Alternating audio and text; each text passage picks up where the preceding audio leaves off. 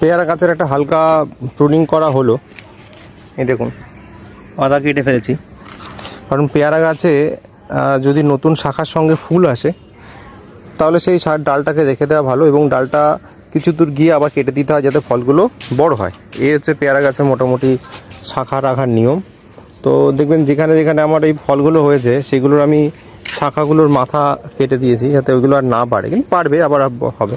কিন্তু যে ডালগুলো খুব লম্বা হয়ে যাচ্ছে কিন্তু কোনো ফল আসছে না, সেই ডালগুলো শুধু শুধু না রেখে সেগুলো কেটে দিতে হবে এবং খাবার চালিয়ে যেতে হবে প্রচণ্ড।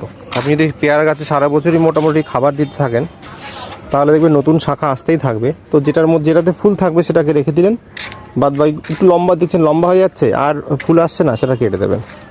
এগুলো দেখুন, এগুলো মাথাগুলো সব কাটাই আছে, এগুলোতে ফল দাঁড়িয়ে গেছে, মাথাগুলো কেটে দেওয়া আছে।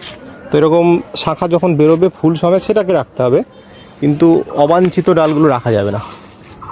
দেখুন এটাও কেটে দিয়েছি। এটা থাই 7 পেয়ারা, খুব ভালো জাত, বেশ বড় বড় আকার হয় এগুলো পেয়ারা।